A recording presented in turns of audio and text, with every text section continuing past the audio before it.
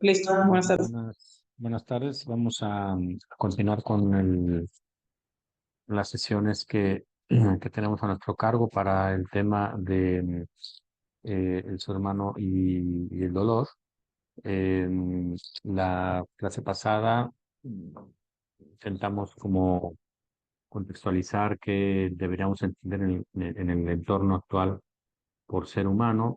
Vimos un poco las dificultades que eso planteaba en las condiciones en las que nos encontramos, en una sociedad en la que de manera irreversible, decíamos, la tecnología está configurando toda nuestra manera de existir, de habitar, de comunicarnos, de divertirnos, de convivir y de educarnos también. Entonces, eso hacía que para algunos la tecnología que siempre nos hace eh, soñar en un futuro, porque la tecnología es un recurso que está hecho para extenderse hacia adelante, no para quedarse en las soluciones de problemas del aquí y el ahora, sino para proyectar planteamientos y desafíos que resolver, sobre todo hacia mañana.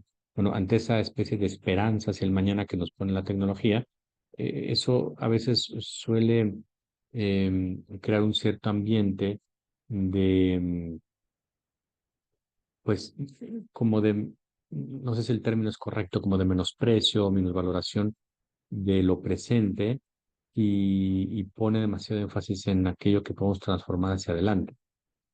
Y eso hace que, de alguna manera, plantee que la consideración de lo que somos, de lo que tenemos, pues se desdibuje un poco, ¿no? Porque si la tecnología nos ha puesto en la cabeza que lo importante es el mañana, pues la condición corpórea, mental, conductual que tenemos hoy en día, pareciera una condición que está hecha para abandonarse y para ser superada por un nuevo ser humano, por una nueva manera de conocer, por una nueva inteligencia, por una nueva capacidad física, es decir, una serie de condiciones que se alejen al estatus actual que tiene nuestra condición humana. Y vamos, eso quizá no hubiera aparecido como problema o no hubiera aparecido como tema si es que no hubieran surgido diferentes desarrollos tecnológicos que proponen intervenir en el ser humano para precisamente diseñar, cincelar, construir el humano del mañana.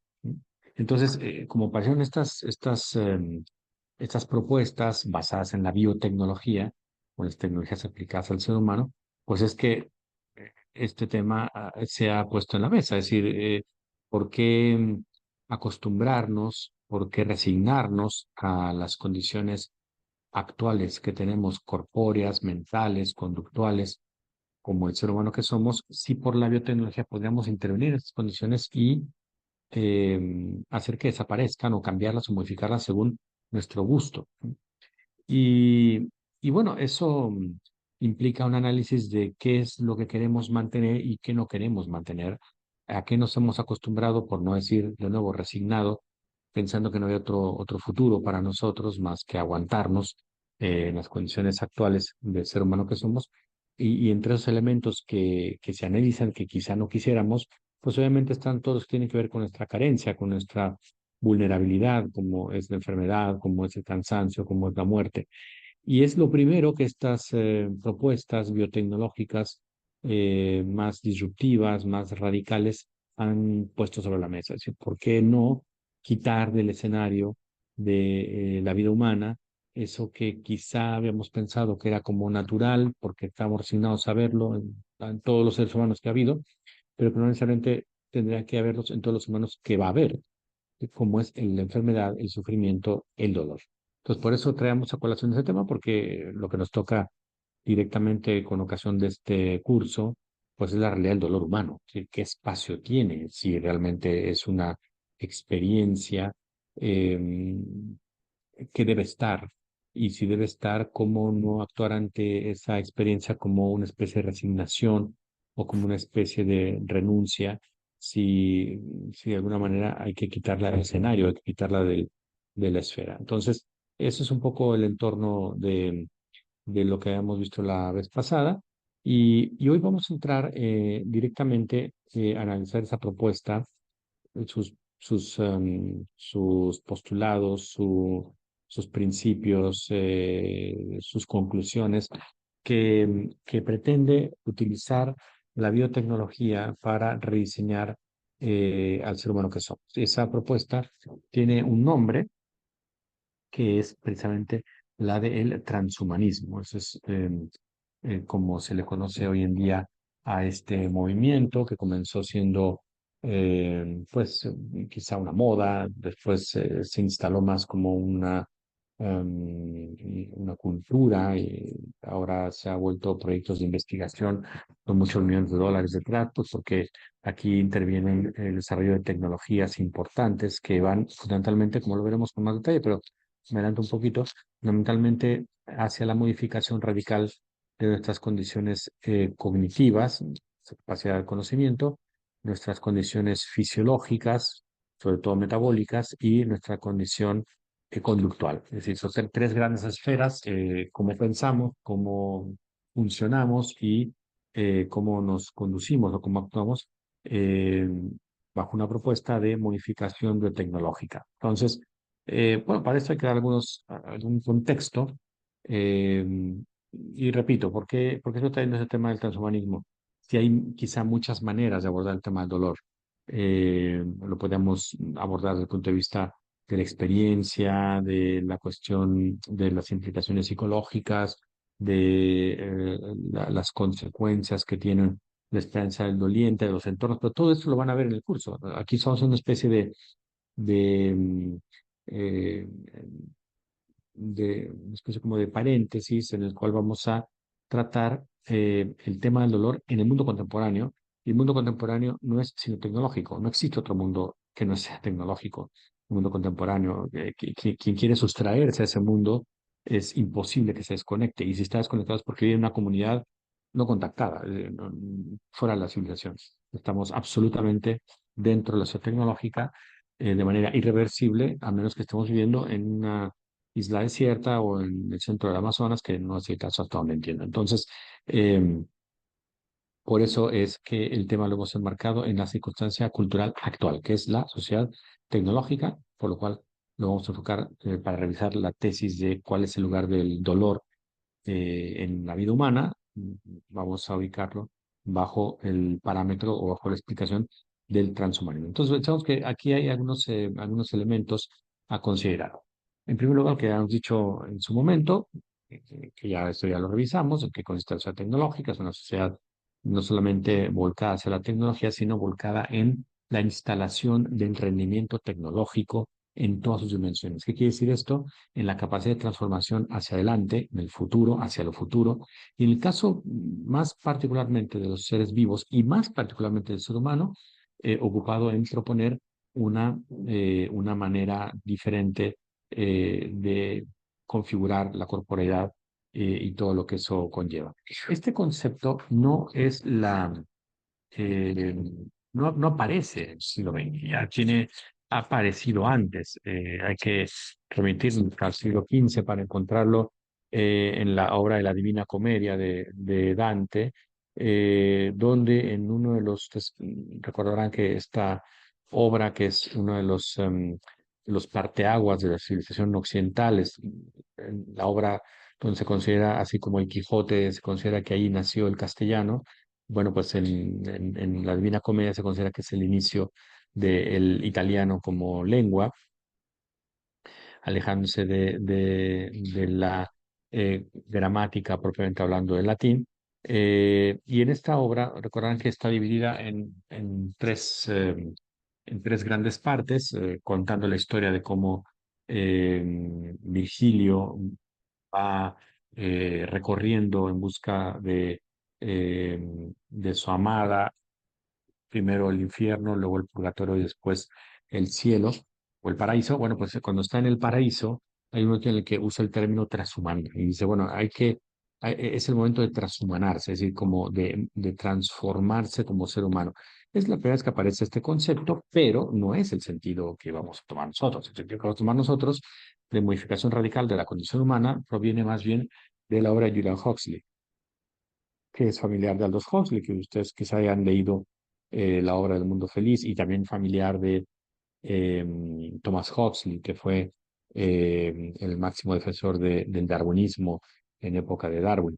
Bien, pues Julian Huxley, que fue el primer director de la UNESCO hacia los años 50, 53, si no me equivoco, publicó esta obra de Nuevos Odres para Nuevo Vino, que recoge esta frase del Evangelio, donde se alude un poco a que pues, la buena nueva, eh, de alguna manera la buena nueva traída por Cristo requiere un nuevo ser humano, ¿no? Un humano que se modifica radicalmente. Bueno, pues un poco en ese tenor, Huxley propone que es momento estamos hablando de los años 50, después de la Segunda Guerra Mundial, en una gran época de crisis, de desencanto, una época en la que la humanidad desconfió mucho de sí misma por toda la catástrofe que acarreó la Segunda Guerra y lo posterior, el reparto de tierras que se hicieron groseramente los dos bloques que triunfaron sobre el nacionalsocialismo, el bloque socialista, el bloque capitalista, con Churchill y Roosevelt por un lado y con Stalin por el otro. Bueno, pues toda esta distribución, esta vendetta que se hizo con mucha población, esta racia que hizo el régimen socialista, es decir, una serie de condiciones que hacían sospechar que la humanidad no vale para nada, ¿no? Y además una serie de problemas que empiezan a aparecer en Oriente, bueno, en el lejano Oriente, que eventualmente devendrán en invasiones de Estados Unidos, el problema de Vietnam, más tarde la guerra de Corea, es decir, una serie de circunstancias que estaban enturbiando mucho la esperanza del ser humano en la época de la posguerra. Entonces, en ese momento, Huxley propone, a ver, vamos a rehacer al ser humano, vamos a resetearlo, digamos hoy, ¿no? Vamos a rehacer al ser humano, vamos a hacer que se trascienda a sí mismo y que lo llevemos a un estado inédito, un estado de rompimiento, un estado donde no repitamos nada de lo que hemos visto hasta ahora, donde no caigamos en las mismas taras, donde no tropecemos con las mismas piedras, donde no tengamos un retorno a historias que ya vivimos porque ya sabemos cómo acaban esas historias. Entonces, con esa idea, pues le propone esta vuelta hacia lo nuevo, ¿no? Una vuelta nueva radical. Eso fue un primer aviso, ¿no? Con el tiempo, esta propuesta fue tomando forma hasta que hacia los años 80 apareció ya con más cuerpo la propuesta de los transhumanistas. Em, Quizá la figura más visible que tiene este movimiento o que tuvo en su origen este movimiento fue el profesor sueco Nick Bostrom. Es un intelectual, filósofo, también formado en ciencias cognitivas, en inteligencia artificial y en otra serie de disciplinas disciplinas, digamos, que, mm, que se intersectaban, ¿no? Una formación interdisciplinar, donde le permite a él ah, entablar una serie de discusiones donde se involucra la ciencia, la filosofía, la cultura, eh, y junto con otros pensadores montan lo que sería el inicio del movimiento transhumanista, al grado de que llegará a dirigir el centro más importante sobre estas ideas que se desarrollará en el mundo, en la Universidad de Oxford, el Instituto para el Estudio del Futuro de la Humanidad. Otros centros con semejante temática se instalaron también en Oceanía y en otras partes del mundo. Bostrom, a él se le debe quizá lo que es como la descripción canónica de lo que es el transhumanismo y que lo he recogido aquí para que lo podamos revisar y glosar brevemente. El transhumanismo es un movimiento cultural, dice, intelectual y científico que afirma el deber moral de mejorar las capacidades físicas y cognitivas de la especie humana. Aquí subrayo deber moral porque para él y para los seguidores del transhumanismo es siempre, como está la tecnología volcada hacia adelante, es siempre más importante lo que va a venir que lo que hay. Es siempre más importante lo que generemos que lo que tenemos, porque lo que tenemos lo tenemos para superarlo, para abandonarlo, para retransformarlo, mientras que lo que hay lo tenemos para arribar a ello. Entonces, en ese sentido, tenemos un deber moral de cambiar las condiciones para generar unas nuevas y que esas nuevas no sean solo nuevas, sino que sean mejores. Y lo mejor no viene ayer, o sea, lo mejor no vino ayer, lo mejor no estuvo ayer, lo mejor está mañana, lo mejor está en el mañana. Este dicho de todo tiempo pasado fue mejor para el transhumanista es absurdo, porque todo tiempo pasado se vivió en condiciones donde el presente era inédito, ¿no? Muchas veces, y creo que se lo recordamos la pasada, tecnología suele decirse que es aquello que no existía cuando tú naciste, ¿no? Porque la tecnología es aquella serie de recursos que pueden solucionar cosas nuevas para quienes cuando nacimos no existía como problema, ¿no?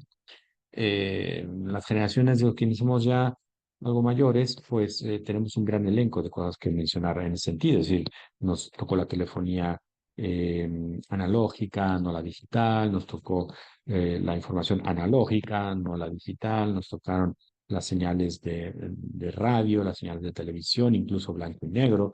eh, Nos tocaron una serie de cuestiones que ahora no existen, ya no se usan, ya no sirven y ya no aparecen en el escenario porque la idea de la tecnología es ir sustituyendo radicalmente lo que tenemos en el presente. Entonces hay un deber moral, dice Bostrom, por transitar del estado actual de la humanidad hacia un estado renovado, nuevo, diferente, donde, como va a ser mejor, las capacidades físicas y cognitivas se han modificado de manera radical y aplicando estas nuevas tecnologías al ser humano, podamos eliminar, continúa, los aspectos no deseados y no necesarios de la condición humana. No deseados y no necesarios. Es decir, aspectos que hemos pensado por incapacidad de gestión que tienen que estar. Un poco como le pasa, no sé, a la gente que sufre bullying o a la gente que está en situación de violencia psicológica o a la gente que tiene maltrato laboral o a la gente, o sea, una serie de condiciones que se acostumbran a que eso es lo que hay, es lo que les tocó y se resignan, ¿no? Y bueno, pues esto, ¿no? Y, en fin, y no es así. O sea, cuando hay un cambio de aires, ¿no? Y te das cuenta que es un tiempo que será así, pues tú te despiertas y dices, oye, ¿esto por qué, no? Le pasa a la gente que, no sé, que cambia de país y encuentra unas condiciones laborales, sociales, diferentes, mejores, fuera del sitio del cual tuvo que emigrar, bueno, pues se da cuenta que hay otros sueldos que ganar, que hay otra manera de vivir, que hay una serie de problemas que tenía que no tienen por qué existir, etcétera, ¿no? Entonces, eso implica, por lo tanto, que pongamos en la mesa cuáles son esos aspectos no deseados y no necesarios de la condición humana, que nos acostumbramos a vivir y que no tenemos por qué vivir.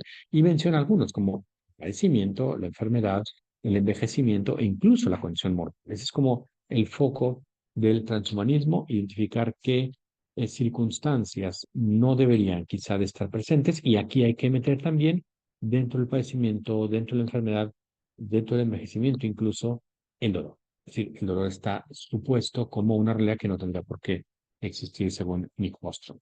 Esta propuesta, hay que entender que si bien está eh, articulada, está construida a partir de la tecnología aplicada a los seres vivos y en concreto al ser humano, es una propuesta mucho más global, es una propuesta de rompimiento global. Hay una parte de lo que se conoce como el transhumanismo cultural que propone pues que las condiciones de convivencia, los valores de crianza, nuestra manera de educarnos, de formarnos, de concientizarnos de lo que somos, etcétera, y de lo que hacemos, pues tendría que cambiar radicalmente. Entonces dice, bueno, hay que modificar la concepción global del ser humano que hemos heredado culturalmente, ¿no?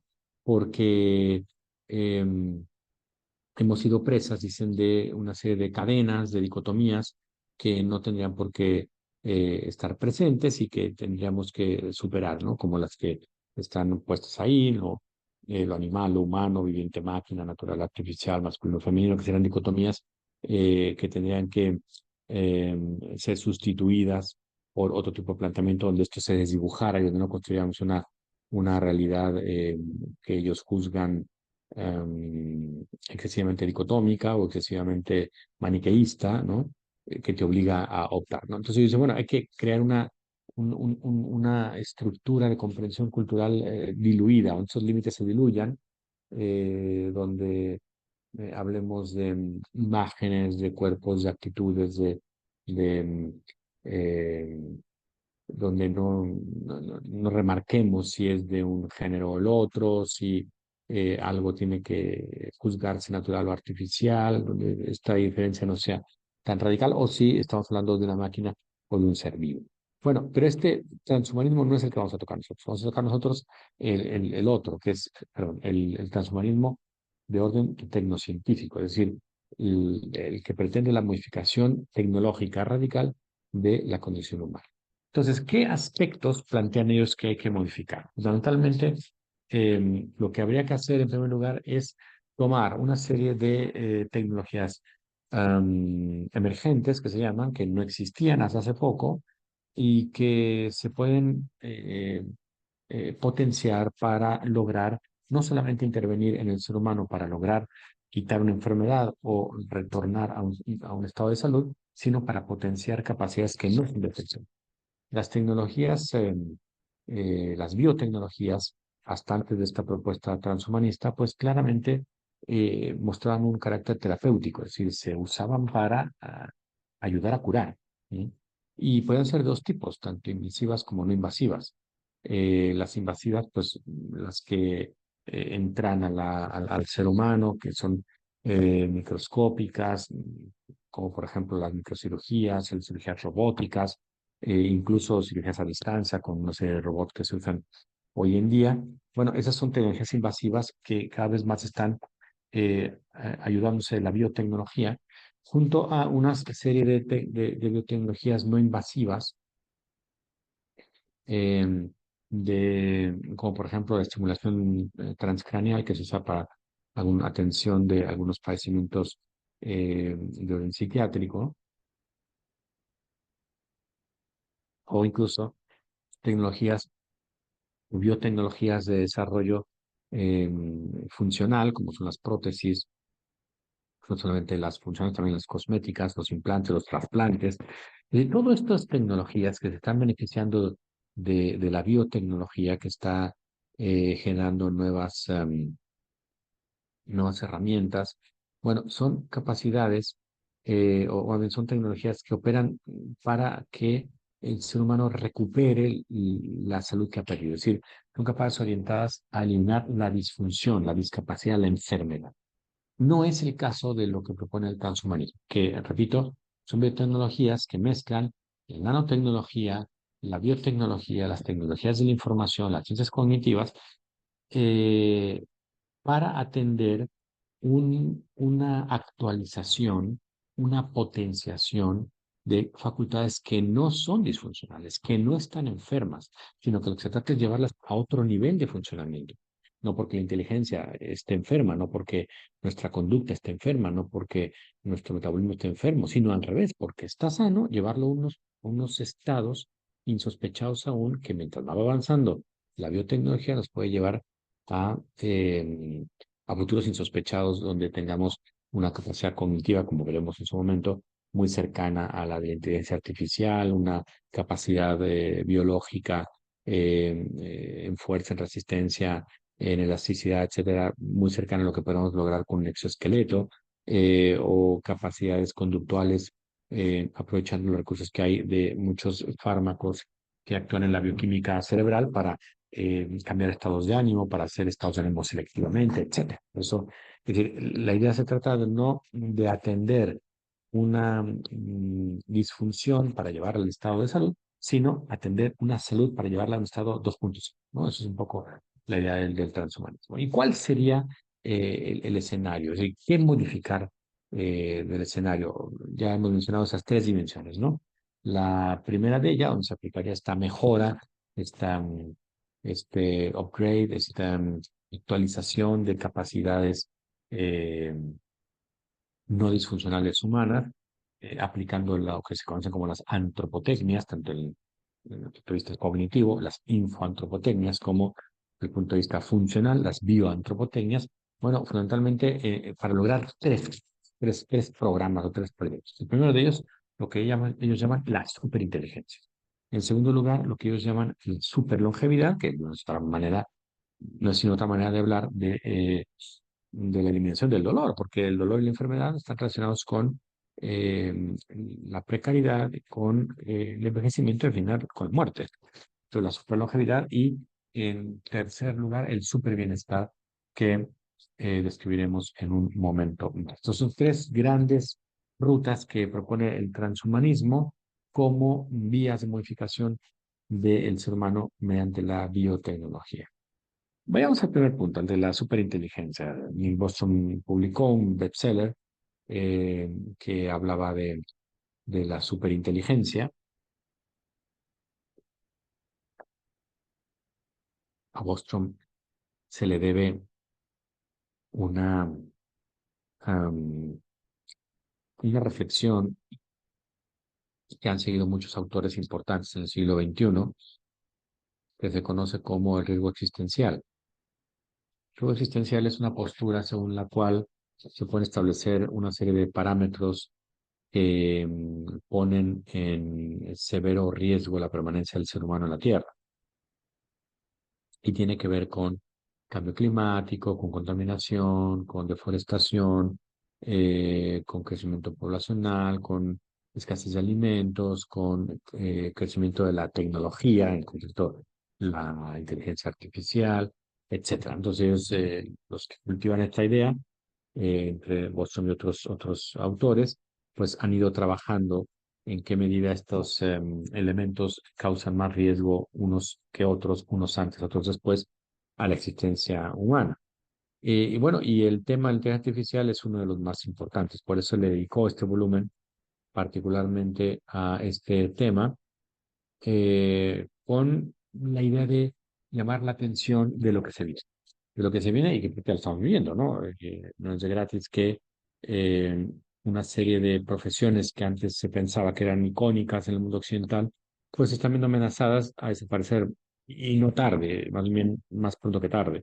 Inclusive la docente, ¿no? La de profesor, la de médico, la de abogado, la de contador, la de gestor, la de constructor, una serie de profesiones que si la tecnología va avanzando como se espera, en un momento dado será absolutamente irrelevante y tenemos que aprender otras cosas, ¿no?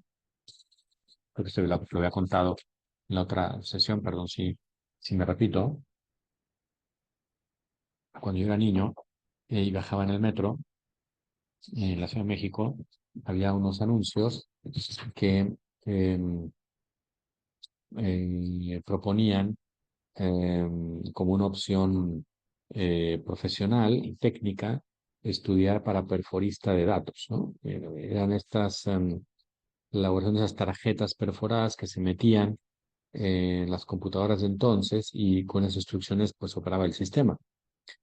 ¿Qué fue de eso? ¿Qué fue de esas profesiones? Desaparecieron brutalmente, se las comió la tecnología. Y después de eso, años después, estos mismos anuncios en el metro ya no ofrecían cursos de perforista de datos, sino que ofrecían de programador, de programador de sistemas, ¿no? Entonces, estos sistemas lo que hacían, estos programas, ofrecían pues, los lenguajes que muchos de nosotros conocimos cuando estábamos jóvenes, ¿no? El COBOL, el BASIC y otros lenguajes sencillos de programación, con los cuales después vino el Linux, ¿no? Con los cuales se ofrecían como recursos, ¿no? Para prepararse técnicamente. Entonces, eso luego dio pie a otro tipo de preparación técnica, ¿no? Que hablaba de otro tipo. Y así van a ir apareciendo nuevas profesiones en función de que la inteligencia artificial vaya sustituyendo profesiones que hoy nos parecen como insustituiblemente instaladas, ¿no? Bueno, ¿qué dice Nick Bostrom respecto a la superinteligencia? Que lo importante es que si ya experimentamos los grandes alcances de la inteligencia artificial en la capacidad de generar, gestionar, resguardar, comunicar información, bueno, pues lo que sigue es que nuestra mente, que ha sido brutalmente superada por la velocidad de los sistemas para lo mismo, para generar, para resguardar, para comunicar, para comprimir información, bueno, pues instalar unas tecnologías que nos permitan que esa capacidad pase a la mente humana, ¿no? Es un poco la idea de Nick Bostrom, lograr que estas capacidades de inteligencia artificial se instalen o puedan de alguna manera operar dentro de la mente humana.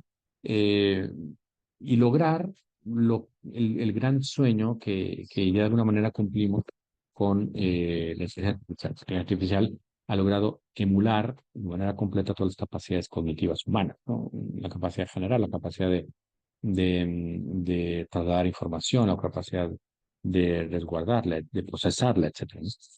Si lográramos, dice Bostrom, si lográramos una habilidad tal que las ventajas de la inteligencia artificial pasaran a la mente humana y tuvieran su velocidad y su capacidad, bueno, pues eventualmente la mente humana podría resguardarse, vaciar toda su información, que son los pensamientos convertidos en código binario, se podrían resguardar y llevar a un gran computador donde vaciáramos ese contenido o esa capacidad de manera digital y así preservaríamos el conocimiento a pesar que muriéramos.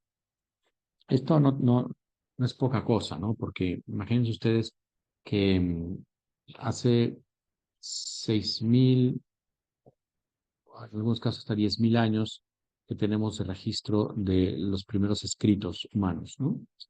Pero ya escritos con relato, con sentido, etcétera, como las antiguas civilizaciones griegas, pues,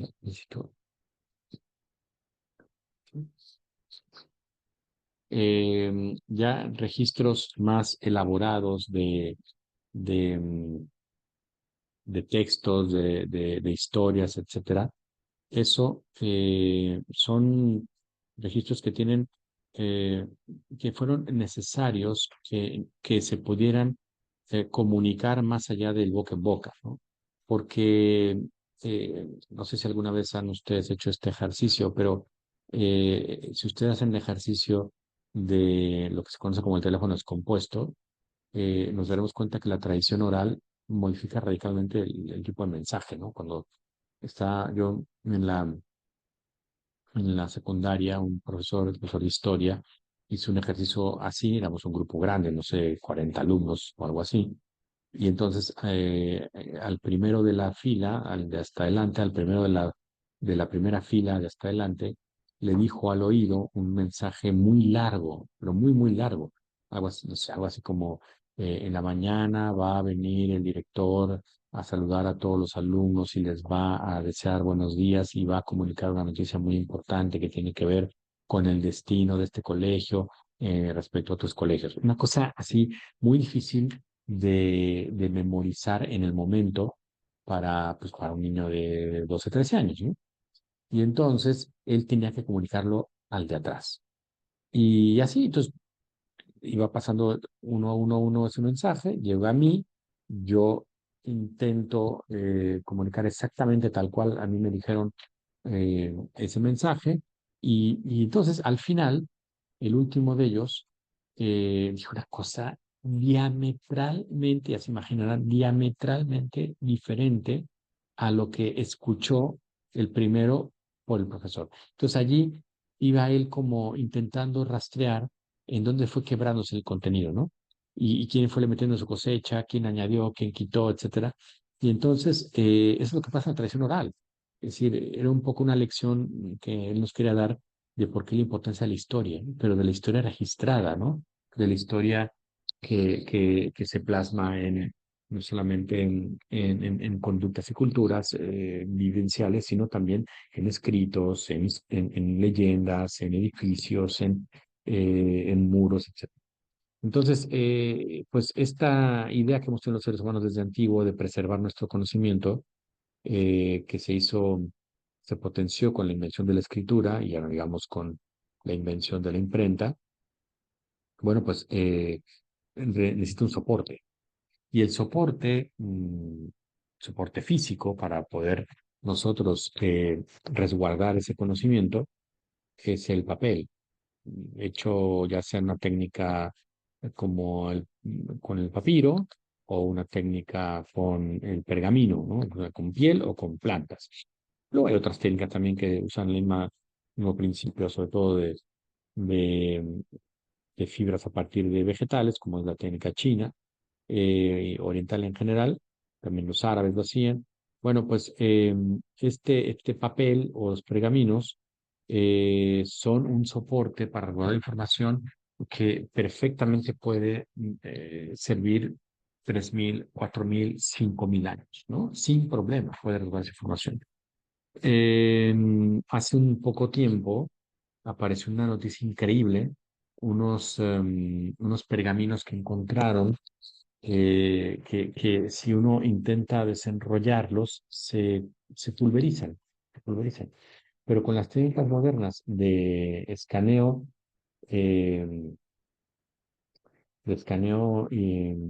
que se usa para fines médicos, como la resonancia magnética y otras herramientas, se ha podido leer esos textos. Se han podido leer y se han descubierto, por ejemplo, unos textos perdidos de Aristóteles, por ejemplo, ¿no?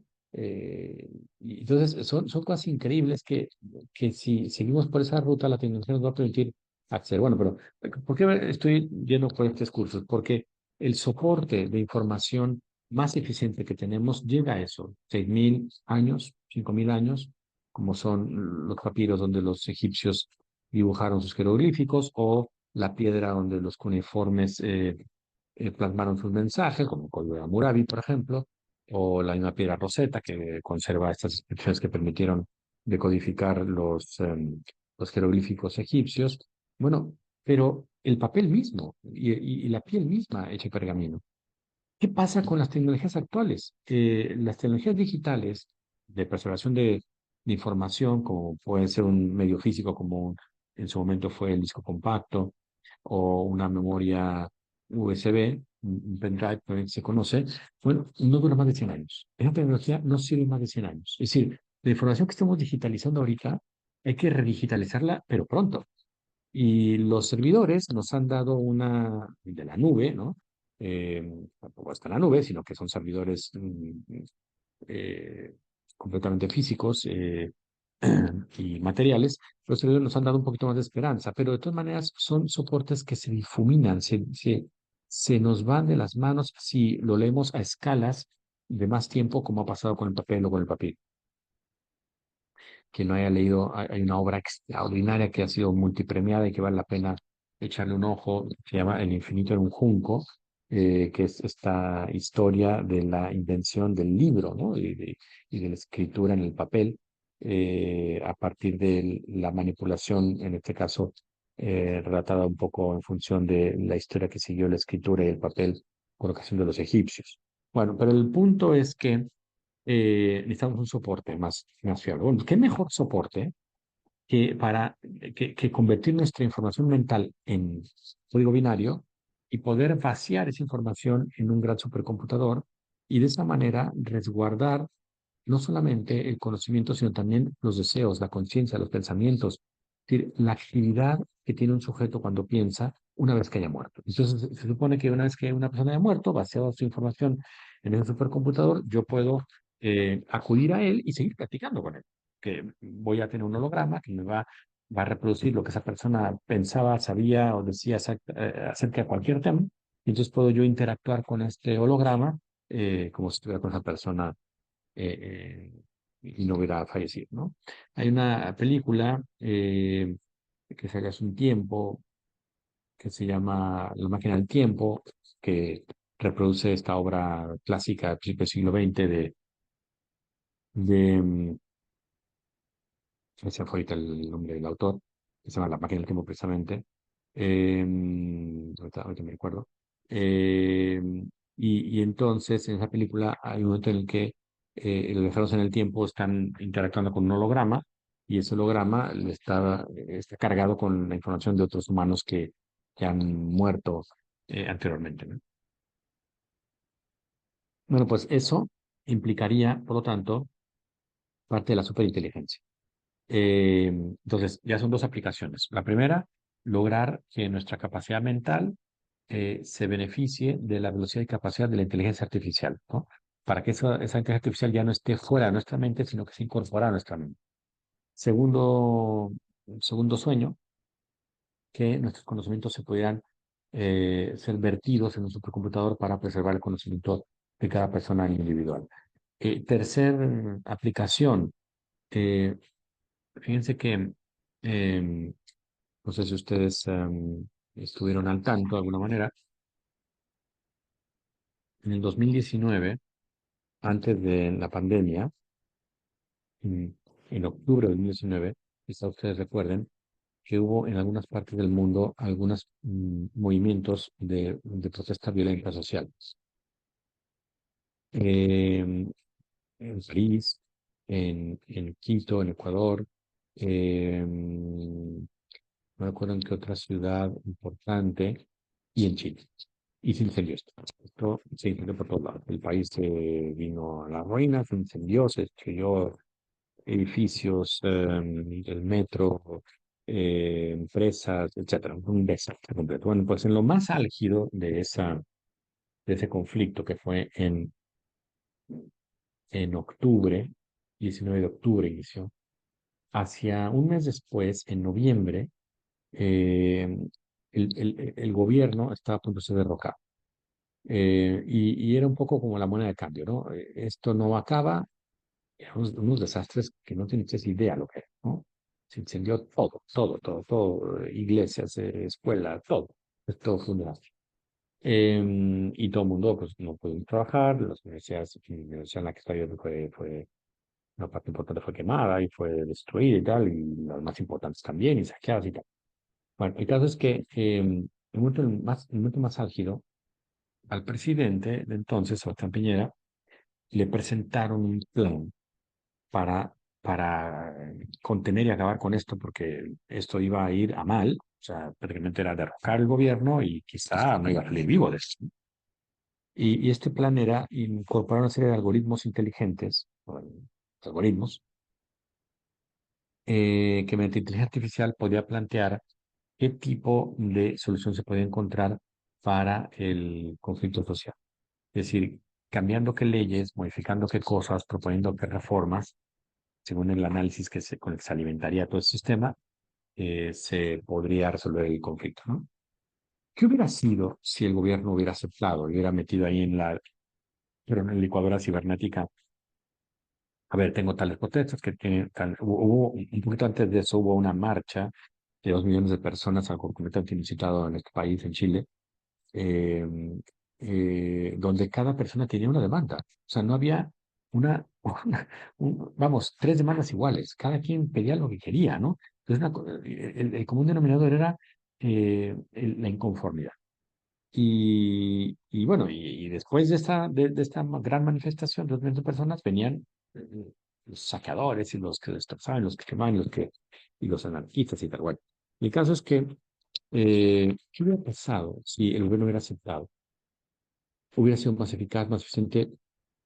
Es una gran interrogante. El presidente decidió no usar esas herramientas y usar su olfato político y desactivar esta bomba, y la desactivó cediendo una nueva constitución. Y entonces ya, con eso se dieron los acuerdos, se desactivó el estallido social, eh, se absorbió todo el problema económico que esto había acarreado, que fue terrible. El país se vino a una crisis y poquito después vino la pandemia, ¿no? Con lo cual fue un año terrible, terrible el 2020 por todas estas circunstancias. Bueno, traigo esta colación porque en algunos momentos se está aplicando para estrategias de orden social las herramientas de inteligencia artificial. Hace unas semanas estuvo de visita el nuevo presidente de Argentina, Javier Milei, en Silicon Valley, y se entrevistó con los empresarios más importantes del mundo en tecnología. el CEO no solamente de Amazon, sino también de Google, de OpenAI, de la compañía que hizo eh, ChatGPT, de luego Elon Musk, un par de ocasiones. Y entonces de allí, bueno, bueno, fue porque Argentina tiene además de que está en un estado en este momento de reorganización disruptiva, con una serie de medidas que están aplicando una transformación más ambiciosa, no solamente en la historia de Latinoamérica, sino de todo el mundo, una reconstrucción del entramado económico y político de ese país. Bueno, tiene una serie de condiciones muy afortunadas para la circunstancia tecnológica actual. Los servidores en este momento requieren para operar los niveles tan enormes de servidores que exige la nube, requieren para operar de eh, condiciones climáticas frías que no obliguen a un desgaste excesivo de calentamiento en sus operaciones, porque eso implica más energía gastada en refrigeración de la operación de servidores. Y Argentina tiene unas regiones donde ya está instalado en este momento grandes áreas de tecnología, de fabricación de chips y otro tipo de insumos de hardware eh, que fue ofrecer el presidente Milei para convertir a Argentina en el tercer o cuarto polo más importante a nivel mundial de inteligencia artificial. Entonces, un poquito como, como ofrecimiento en pago, por decirlo de alguna manera, le ofrecieron a ellos una serie de sistemas que él ya anunció que va a implantar en esta rearticulación que está haciendo el Estado. Implantar una serie de programas muy avanzados de algoritmos inteligentes. Es decir, va a llevar a cabo una segunda fase, además de lo que ya en estos primeros 6 meses de gobierno ha realizado de transformación con más de 7.000 reformas legales, etcétera. Eh, bueno, va a implantar ahora un sistema de inteligencia artificial para acelerar la reestructuración del Estado. Entonces, esto ya estamos viviendo, ya lo estamos viviendo. O sea, la inteligencia artificial no solamente está detrás de los avances más importantes de generación de información, de conocimiento, de diversión, de recreación o de educación. También estará muy pronto detrás de las políticas más importantes de organización social, de distribución económica, de los agentes económicos, no solamente de la producción, también de la distribución. Es decir, es un tren en el que va a ser imposible no haberse subido. Y, y esto, dice Bostrom, no necesariamente debe generar una expectativa eh, halagüeña.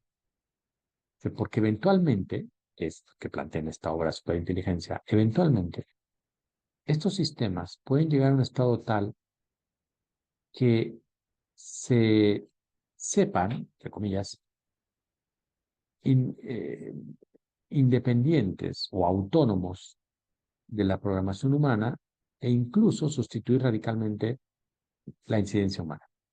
Y entonces la inteligencia artificial se volverá contra la inteligencia humana. Y entonces empieza un discurso en el contexto de lo que mencioné hace un momento, de el riesgo existencial, a plantear que uno de los grandes riesgos al nivel del cambio climático, al nivel de la extinción de especies masiva por contaminación, etcétera, que sería la inteligencia artificial.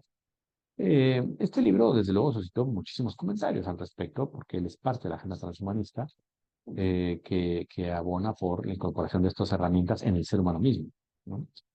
Eh, y acaba de publicar otra obra que es completamente lo contrario. Es decir, en esta obra de superinteligencia, Watson se explayó en pesimismo tecnológico, ¿no? Es decir, cuidado porque ahí viene el coco, nos va a comer, nos va a sustituir, nos va a engullir, nos va a hacer completamente inoperantes, etc.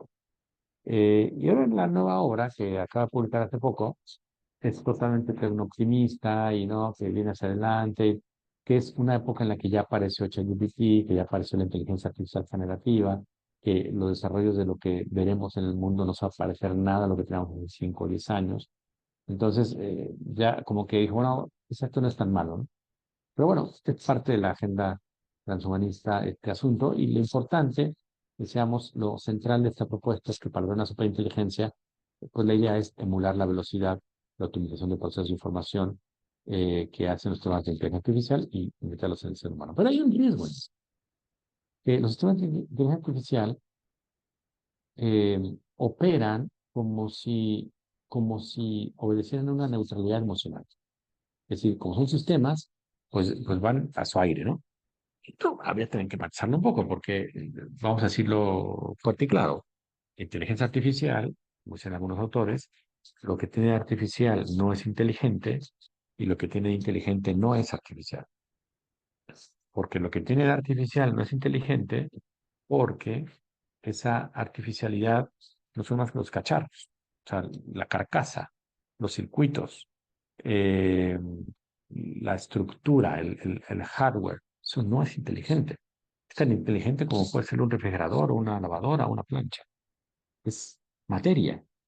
Eso no tiene autoconciencia ni la va a llegar a tener. Dice un profesor, el profesor Alfredo Marcos usa una imagen para explicar esto. Dice, dice, yo le llamo la falacia de Toy Story, ¿no? Dice, porque en la historia, en el cuento de Toy Story, ustedes recordarán que Andy tiene una serie de muñecos y mucha gente ha interpretado que esta película más bien lo que está haciendo es recrear un sueño de Andy, ¿no? Que Andy está soñando que sus muñecos siguen hablando cuando no lo está viendo, ¿no? Pero un poco cuando él está jugando con ellos, pues él les pone voz y les pone una trama y una historia. Y cuando no está con ellos, se supone que ellos continúan con esa voz y con esa trama y con ese juego. Bueno, un poco así pasa en la inteligencia artificial. Si uno pensaría por el dinamismo de la inteligencia artificial que si uno está operando un sistema inteligente, porque, bueno, ChatGPT, ¿no? ChatGPT está contestando y ahora dime tal información y contrástame tal texto con no sé qué y dame tal y cual cosa. Y cuando se une a la computadora, uno pensaría que ese sistema sigue siendo inteligente. Entonces permanece su capacidad de gestionar, de generar, de comunicar, de encriptar información. Y eso no es así. O sea, eso ya no está operando porque necesita del input, del demandante esa información. Entonces, lo que tiene de artificial no es inteligente. Y lo que tiene de inteligente no es artificial, porque van a ser programadores detrás que están alimentando con instrucciones y que también tienen sesgos de planteamiento, orientación, de contenido, etcétera, con los cuales están alimentando el sistema. Entonces, bajo esa idea, pues tampoco hay una neutralidad emocional, sino que de alguna manera el programador está dejando ahí sus filias y fobias en la ruta que va siguiendo los algoritmos con el proceso que está operando. Bueno, esta es un poco la idea de Bostrom acerca de la superinteligencia. Nos queda revisar brevemente lo que sería eh, la superlongevidad y en qué consistiría también el superbienestar para completar el cuadro transhumanista y luego insistir en todo ese marco donde entra el dolor humano en esta propuesta disruptiva acerca de la modificación corporal humana mediante biotecnología.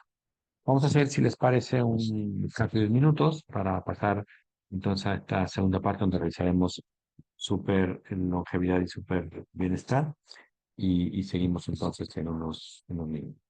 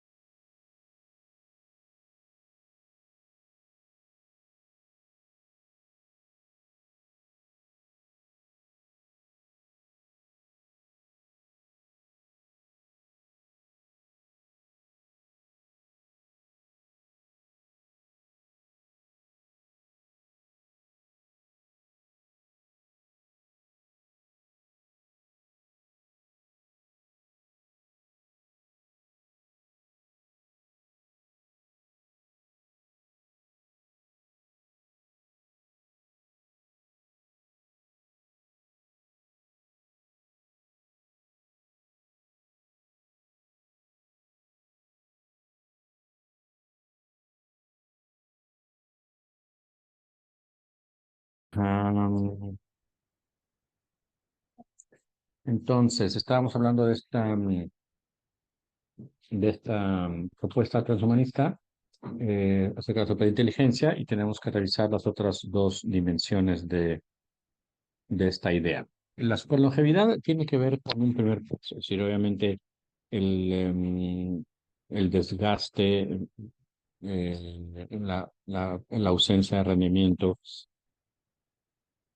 va generando cada vez una em, imposibilidad de restituir ese desgaste hasta que llega un punto en que no se puede restituir y entonces sobreviene la enfermedad o el decaimiento de las facultades y eventualmente la muerte. Entonces, en ese sentido, la idea es revertir primero ese proceso. Ahora, lo cual implica, si eliminamos la enfermedad, eliminamos el decaimiento y por lo tanto la longevidad se desaparece, se instala la superlongevidad, según la profesora transhumanista. Lo que hay que hacer entonces es dirigir la biotecnología hacia aquellos desarrollos que proponen o que permiten disminuir a su máxima expresión o eliminar la enfermedad, ¿no? Eso será como la idea del transhumanismo. Entonces,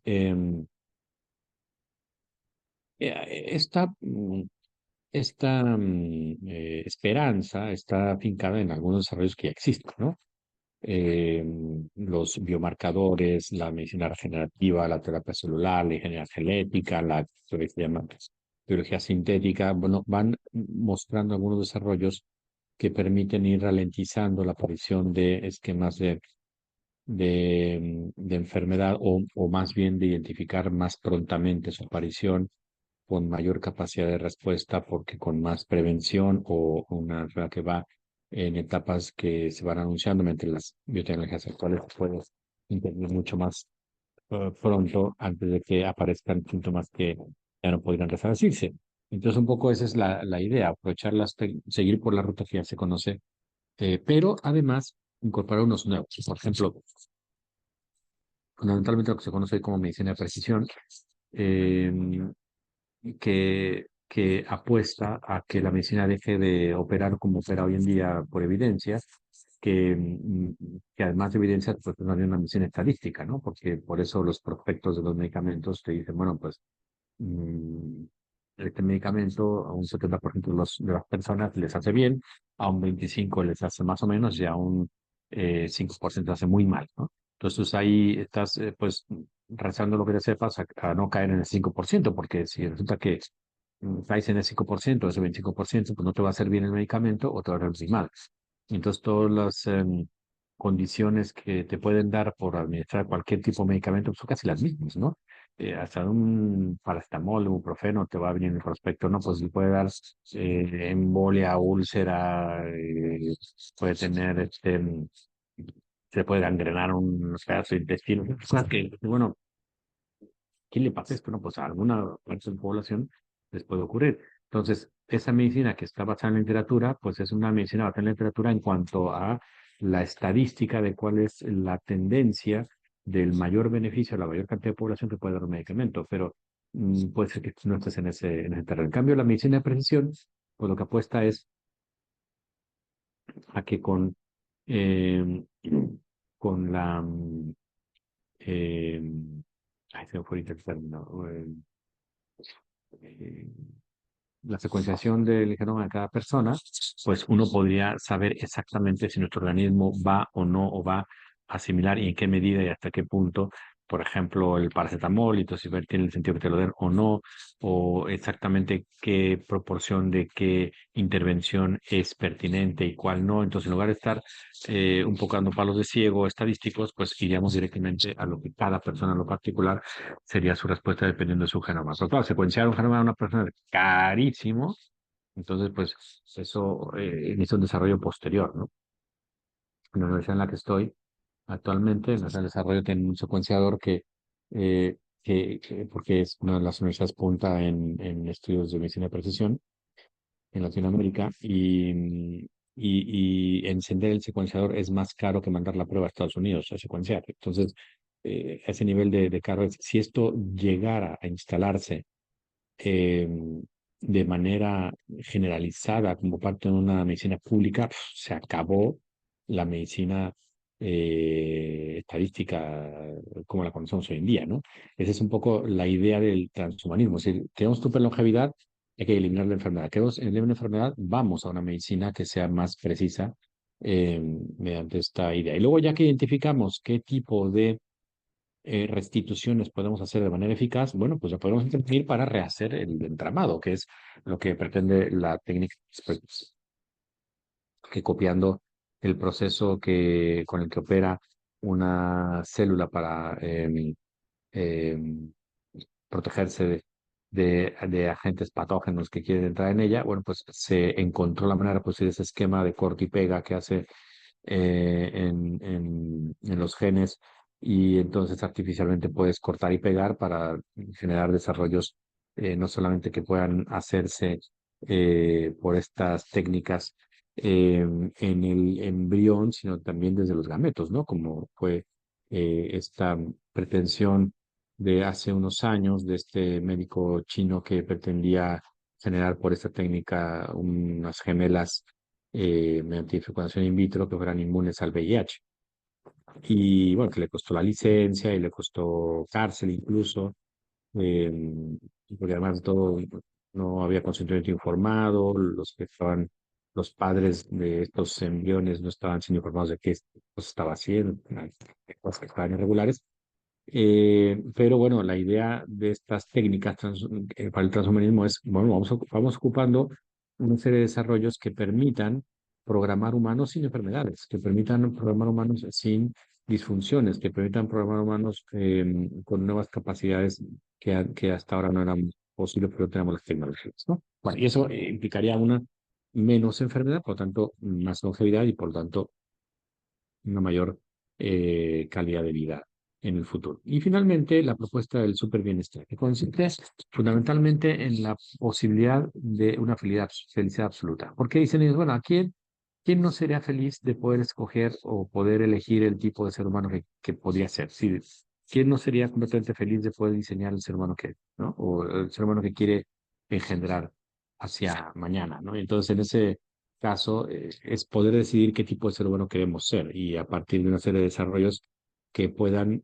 engendrar un ser humano pues ideal. Por ejemplo, hoy en día pues, tenemos algunos recursos de intervención en la bioquímica cerebral que permite, por ejemplo, generar conductas selectivas. Si una persona que está especialmente más apagada, pues con esos fármacos poder lograr una atención, una actitud más alerta, incluso más viva y más alegre, ¿no?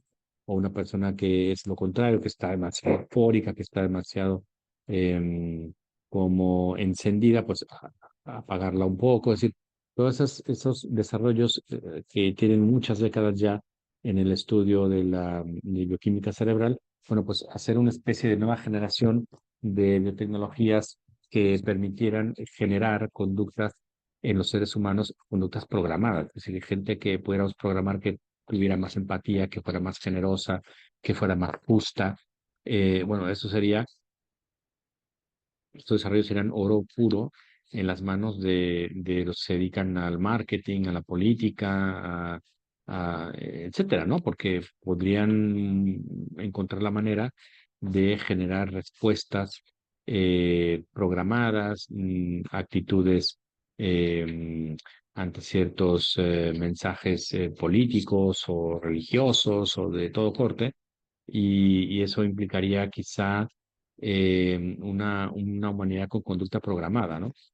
Actualmente hay un desarrollo mm, que va a aparecer un poquito más adelante, pero me falta un poco, que está haciendo bueno, que ha hecho la empresa Neuralink, que es la empresa de Elon Musk, que ha desarrollado un chip para lectura de actividad craneal profunda, bajo la idea de que hasta ahora hemos podido nosotros disfrazar un poco nuestras más íntimas convicciones y pensamientos, ¿no? Porque todo el mundo puede usar un poco de poker face, entonces si te dice alguien, ay, ¿cómo estás? Pues sí, perfecto, muy bien, qué alegre que te he visto, qué bueno que que te encuentro, que la pasas muy bien. Y por adentro puedes estar diciendo qué rayos, cómo me fui a encontrar a esta persona, qué desgraciado soy, por qué me lo tuve que topar, si la detesto con toda mi alma. Bueno, eso, ese tipo de ocultamientos que hacemos al disfrazar las verdaderos pensamientos, convicciones y deseos, con una lectura cerebral profunda,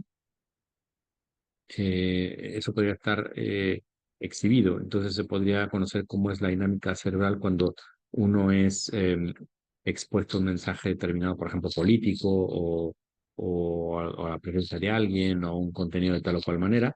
Entonces ahí se tendría una serie de datos que podrían identificarse como qué está pensando esa persona. Entonces digamos que la, el gran público lo que ha interpretado de eso es la posibilidad de leer el pensamiento sin posibilidad de esconderse, ¿no?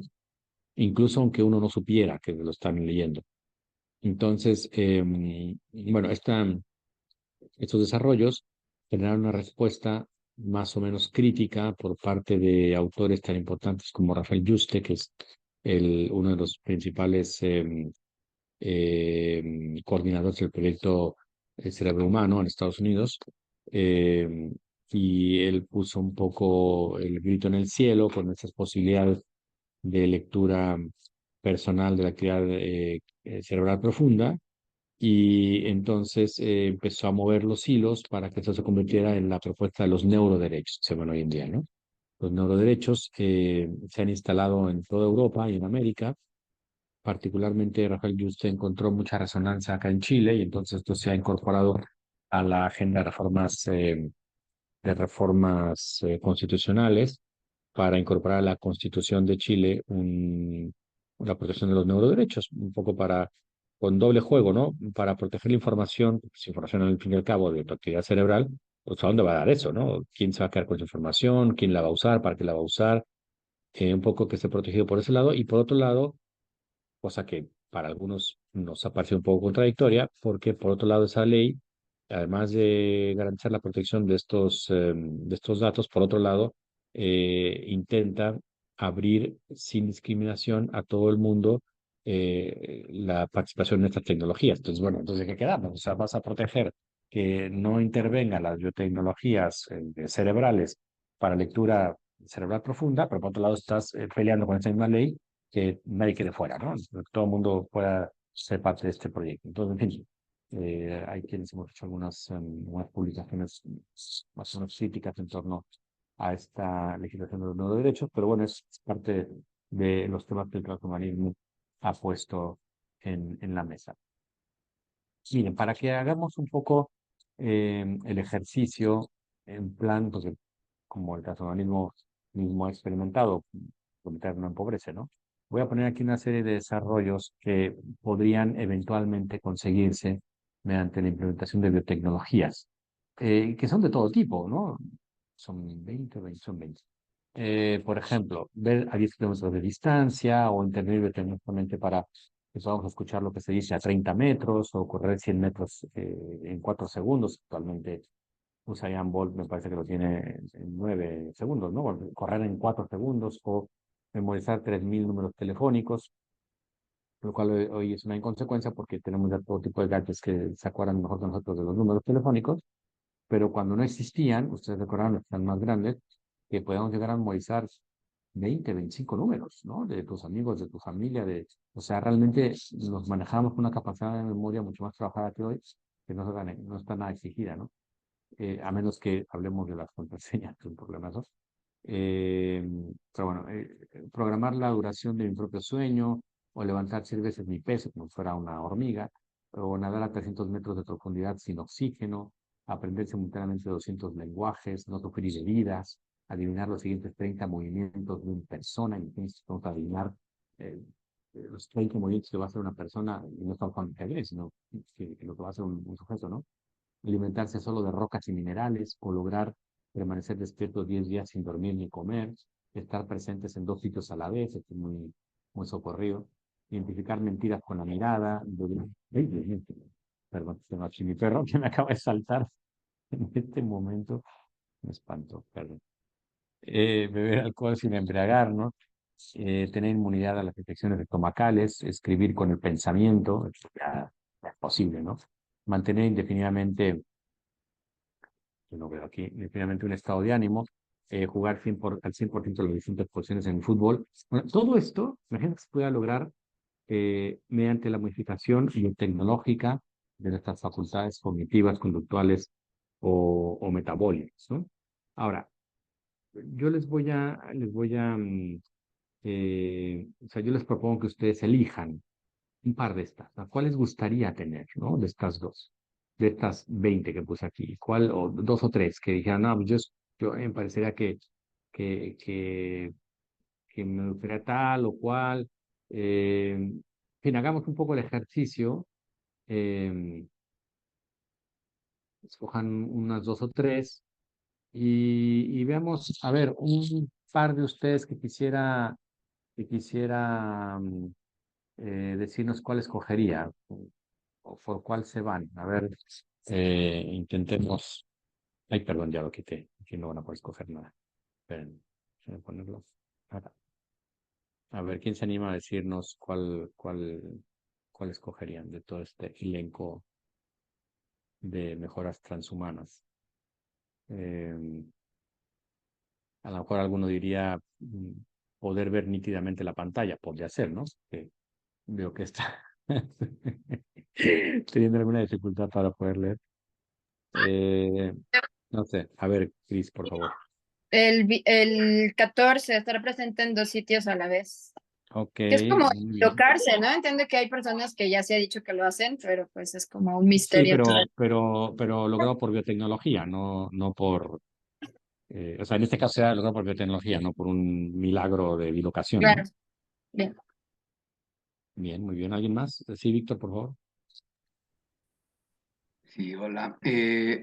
Pues a mí me gustaría el de aprender lenguajes y no Ok. sufrir heridas. Sea buenísimo, ¿no? Porque así ya no tendrías pendiente de que te fuera a ocurrir. Ana Verónica, por favor. A mí me gustaría el de leer 200 hojas en 2 minutos y memorizar 3000 números. Eso que prometen los de lectura rápida, ¿no? Yo una vez iba, iba en el metro y cuando estaba estudiando la carrera, y entonces se me acercó un señor y me dijo, oye, te veo muy metido en tu lectura, que venía yo leyendo, ¿no? ¿Te gustaría leer rápidamente en 20 minutos un libro de 200 hojas? Y yo dije, mire, sabes que estoy leyendo la metafísica de Aristóteles. O sea, esto no es posible leer 200 páginas de esta cosa en 20 minutos, no se puede. No, que sí se puede, que tal. Empezó a hacer todo un rollo ahí que era de la compañía esta, que era muy famosa en ese entonces de lectura rápida. Bueno, hoy por la biotecnología podría poderse lograr, ¿no? A ver, Claudia, cuéntame, ¿cuál te escogerías? Gusto en saludarte. Igualmente. Y Actorito también. Sí, ya vi. Es- yo escogería la de estar en dos lugares a la vez. Mm, Escogería la de escribir con el pensamiento. Escogería muchas, pero la de los muchos lenguajes también, ok. simultáneamente 200 lenguajes. No, y sobre todo agregaría una, no sé si, A ver, ya no cuéntame. sé si o no. Como, sí, o sea, como que todo el pensamiento, no sé cómo decirlo, no escribir, pues no sé si sería como en Harry Potter, que era el pensario, yo no, o sea, no sé si algo así, no sé si sea un poco la de escribir con el pensamiento. Como que todas las cosas que piensas o sientes estén depositadas en algún lugar, no sé cómo decirlo, para que puedas volver a ellas. Está muy buena. Te impactó la lectura. Está Para buenísimo. que puedas regresar, que puedas Ya, regresar a revivir esas situaciones. no sé para qué, pero bueno, cada quien, ¿no? Bueno, Ok, la está bien. memoria es importante a veces. Acuérdate que creo que decía, ¿quién era? Creo que era Sabina, ¿no? Que decía que no regreses a los sitios donde fuiste feliz. Ok, a ver, Eva, por favor. Ah, bueno, igual y para no repetir, porque yo también eso de escribir con el pensamiento, yo pienso y digo, ya cuando lo quiero escribir, ya no supe, dije, si pudiera escribir todo lo que pensara, wow, está. Pero escogería inmunidad a las infecciones estomacales, para mí es Yo de lo también, yo me peor. quedaba con esa, yo me quedaba con esa, Sí, o sea, porque sí, verdaderamente sí, no, impresionante lo que uno y, padece con eso. sí, y la de identificar mentiras con la mirada. Creo que eso Esa sería es genial. buenísima también. Perfecto, pues muchas gracias. Ahora, miren, vamos a hacer ahora lo siguiente. Fíjense muy bien. ¿Qué pasaría con estas que eligieron si diéramos unos criterios? Por ejemplo, esto. Es decir, que el criterio para elegir esa mejora biotecnológica fuera elegir aquella que generara, a su entender, menos desigualdad o inequidad social, mayor armonía, una sociedad más vivible, un ser humano con acciones más dignas. Es decir, si tuviéramos que filtrar esas mejoras con estos criterios, quizá ya no sería tan fácil elegir, porque varias de las que dijeron tienen beneficios personales, como la de estar en dos sitios a la vez, como la de memorizar X cantidad de números o de tal, o escribir con el pensamiento, quizás tiene una rentabilidad más personal, pero si pensamos en qué mejoras tendrían que, a cuáles tendríamos que darle preferencia para que generaran una convivencia menos egoísta, más armónica, etcétera, ¿no? De todas estas, tal vez tendríamos que dejar fuera varias de las que elegimos. Y ese es el problema al que se enfrenta la propuesta transhumanista. Es decir, la gran objeción que ha recibido es, una de las grandes objeciones en sentido social que ha recibido es, si fuera posible lograr estas mejoras, que repito, no son, no se trata de atender terapéuticamente unas disfunciones, se trata de potenciar facultades no deficitarias, facultades no enfermas, se trata de llevarlas a un nivel de despliegue insospechado o inimaginado. Entonces, claro, pero eso no necesariamente va a generar un bienestar en todos, porque puede ser que una mejora haga un sujeto con unas ventajas que otros no tienen, y que entonces para que esto fuera como más equitativo, tendríamos que lograr la mejora en todos. Entonces tenemos una humanidad de modificados. Y si aunque fuera así una humanidad de modificados todos simultáneamente, pues no se puede modificar a todo el mundo al mismo tiempo. Nos pasó con las vacunas, ¿no? No todo el mundo tuvo las vacunas al mismo tiempo y peleabas por una vacuna y tienes que, los que están en México tenían que ir a Estados Unidos a vacunar porque México nomás no compró una sola vacuna y así, entonces tenías que estar como, cuando me toca y tal, pues igual con las mejoras. Pues tendríamos un clima en el que quizá si estuvieran accesibles a toda la humanidad y como no puede mejorarse todo el mundo, pues tendríamos una sociedad como de primera clase donde ya están modificados con capacidades que los demás no tienen y una sociedad de segunda clase donde o no han sido modificados o nunca se modificarían. Porque otro problema sería, ¿y quién va a tomar el criterio de modificación? Las farmacéuticas, los gobiernos, o qué criterios, los tecnólogos. Es decir, esto no es un tema fácil, porque llevar al ser humano a un nivel de despliegue de facultades artificialmente detonadas no necesariamente parece un escenario rentable. Pensemos un poco en el caso del doping. ¿Por qué se persigue al, a los jugadores o a los participantes de una actividad física que se dopan? Pues porque sacan una ventaja que es injusta, ¿no? Porque hay una especie de supuesto de que en una competición deportiva, pues realmente tu máximo competidor no es el otro, eres tú mismo. Es ver hasta qué punto puedes superar tus propias limitaciones. Ya como consecuencia, pues ya de manera articulada junto con otros o tú solo compites con otros, pero en primer lugar eres tú. Pero una persona que es mejorada biotecnológicamente, pues hace una trampa, porque entonces ese límite no existe y entonces fácilmente puede pasar por encima de los demás. En este sentido, Nick Bostrom, que es el transhumanista principal que le había mencionado hace un momento, el autor de Superinteligencia, tiene una obra que se volvió un bestseller mundial, una referencia sobre el transhumanismo, que se llama Mejoramiento Humano, Human Enhancement, que está traducida al castellano, Mejoramiento Humano, recoge él junto con otro autor todos los argumentos a favor y en contra, lo pueden conseguir por internet, y hay una colección de, de libros que están saliendo ahora en España, que hacen como una lectura crítica de textos que especialmente en la actualidad se han convertido como en referencia cultural. Y a mí me han encargado elaborar un libro sobre esta obra, sobre la obra de Human Enhancement de Bostrom. Así que dentro de poco ya aparecerá, es un libro digital. revisando un poco las tesis del comportamiento humano a favor y en contra que se ponen allí. Si es el caso, luego les puedo hacer llegar el dato cuando aparezca, ¿no? Si a alguien le interesa. Bien, pues ese es el problema del transhumanismo, o sea, los criterios para la elección. ¿Quién va a decir qué criterios? Porque no es tan fácil apostar a un optimismo tecnológico solo porque están los recursos a la mano, ¿no? Y entonces aquí hay una serie de problemas, ¿no? Pero sobre todo que tiene que ver con el dolor humano, ¿no? Es decir, el dolor humano aquí aparece eh, de manera fundamental, porque ¿qué dice el transhumanismo del dolor humano? Pues obviamente que hay que quitarlo de enfrente, que no tiene sentido, que se puede paliar y después desaparecer mediante biotecnología. Eh, Ante el dolor humano, la humanidad ha desarrollado tres grandes actitudes a lo largo de la historia que conocemos desde que tenemos registro cultural, ¿no? O al dolor se le ha, de alguna manera, se ha claudicado ante él, si nos hemos resignado como humanidad ante el dolor. Pensemos las personas que morían de una infección sin saberlo, desde el hombre de las cavernas o mucho antes, gente que moría por una bacteria o que moría por un virus sin saberlo, o por ejemplo, se cuenta como en el siglo XVII había mortandad brutal en Londres, y que la gente no sabía por qué rayos se morían de diarrea y se morían de diarrea y unas diarreas terribles. Claro, se alimentaban del agua del Támesis, ¿no? Que estaba asquerosísima. Y no se conocían los agentes patógenos, no se conocían las infecciones.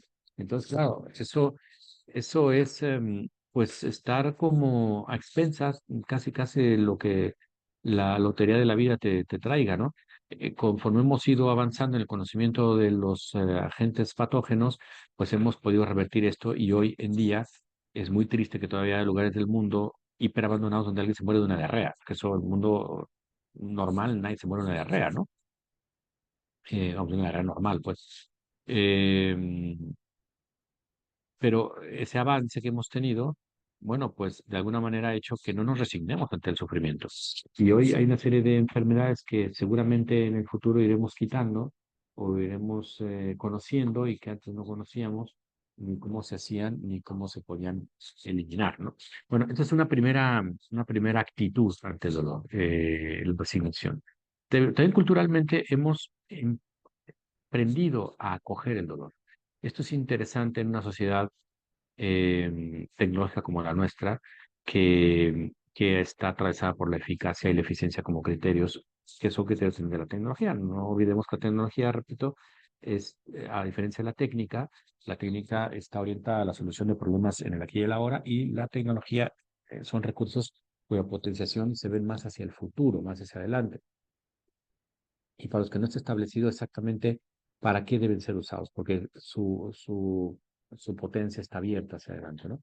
Entonces, en ese sentido, pues la cultura actual, donde el dolor es una experiencia en el aquí y el ahora, es una experiencia corporal del cuerpo que tenemos, del cuerpo que vivimos, del cuerpo que habitamos, que no es una experiencia para el mañana, el dolor se experimenta en acto.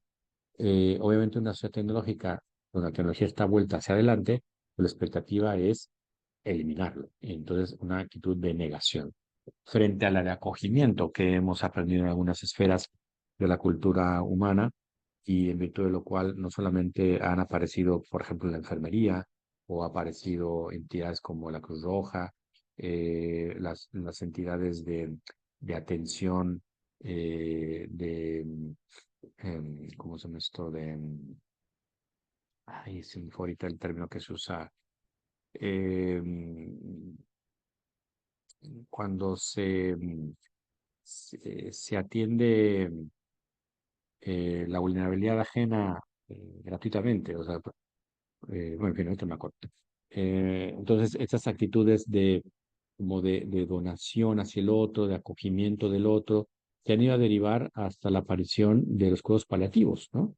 Y vamos, y nada menos que las actitudes o las actividades por las cuales al dedicarse las personas, como el caso de muchos de ustedes, han buscado un programa como este. Es decir, al momento de hablar de la del cuidado del cuidador es porque hay gente que cuida a otro. Es decir, el acogimiento del dolor es lo que explica que haya alguien que cuida a otro. Eso es un valor cultural que hemos aprendido, ¿no?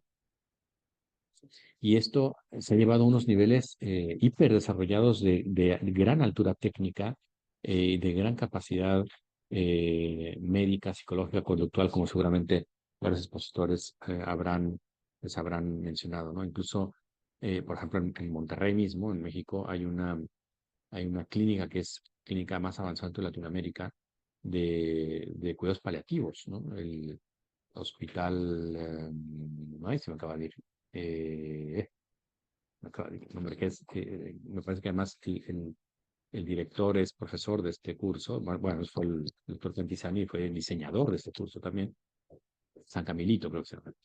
Eh, y esa clínica tiene todos los recursos más avanzados de toda Latinoamérica para acoger los últimos momentos de los pacientes terminales y para que se despidan de esta vida acompañados, eh, siendo queridos, siendo arropados, humanamente hablando. Eso no existe en muchos sitios. En otros países lo que se ha hecho es directamente legislar sobre la eutanasia. Es decir, no hay un acogimiento al dolor ajeno, más bien hay una, mm, hay una salida directamente a la eliminación del vulnerable. No se les da ningún escenario, no se le provee de ninguna esfera humana de vivencia, no porque deba vivir el dolor o no porque se le esté exigiendo que viva una, eh, una vida carente de sentido, ni mucho menos, sino simplemente porque no se le brinda la posibilidad de ser arropado por el entorno humano que mitigue la vulnerabilidad. Y esta mitigación de la vulnerabilidad, que es parte del acogimiento, pues ha encontrado diversas manifestaciones. La misma crianza respetuosa que se le conoce también es parte del acogimiento de la vulnerabilidad. No es una negación como antes había. No sé, llama la atención ahora cómo, a diferencia de lo que pasaba hace 30 años o hace 40 años, lo que me tocó ver a mí cuando era menor, de lo que pasaba con niños con síndrome de Down o con alguna disfunción cognitiva, pues se les escondía, se les guardaba, no salían a la calle, era vergonzante. Si había por ahí alguna iniciativa de deportiva donde participaban, muchos padres de familia se quejaban, no querían que los hijos participaran y fueran exhibidos, etcétera, ¿no? Mucho menos que trabajaran, como ahora se hace. Entonces, en ese sentido, la vulnerabilidad ha tenido un acogimiento en la cultura contemporánea frente a otras actitudes como la negación o como la resignación.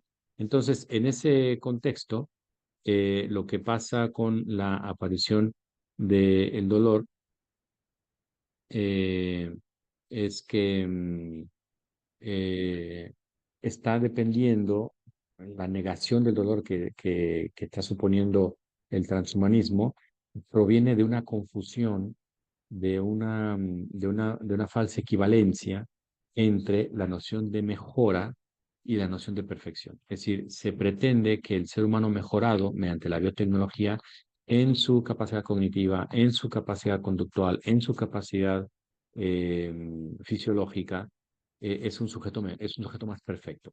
El sujeto mejora al sujeto perfecto. Pero aquí hay una gran diferencia, un gran equívoco que hemos abordado en este libro que les he puesto aquí, que publicamos hace unos años, en 2019, me parece, en una editorial en Italia, editorial If Press, que es un texto que lo titulamos Antropología del Dolor.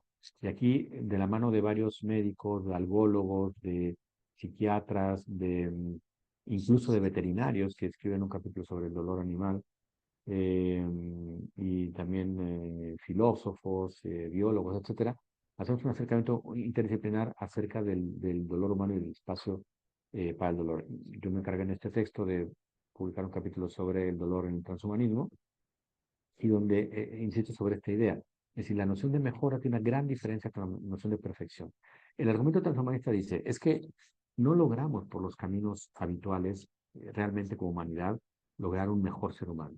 Lo intentamos con la educación, lo intentamos con el refinamiento cultural, lo intentamos con la formación escolar, lo intentamos con la educación cívica y fue un fracaso. O sea, seguimos teniendo conductas terribles, violentas, de crímenes, de traiciones, de mentiras, de todo tipo, hasta que lleguemos ahora a la posibilidad biotecnológica, donde programemos la conducta humana, donde engendremos humanos con actitudes programadas para ser generosos, para ser empáticos, para ser simpáticos, para ser buenas compañías, para ser veraces, etcétera.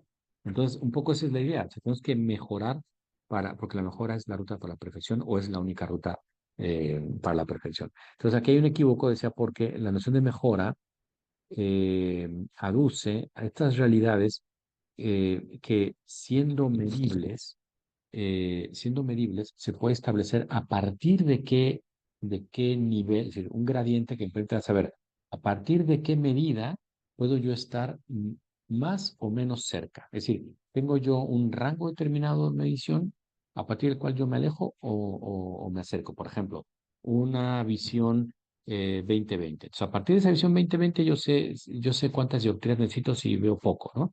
Entonces, si veo distorsionado, o si veo difuminado, etcétera, si tengo miopía, tengo astigmatismo, tengo, eh, no sé, qué otra enfermedad, ¿no? Óptica.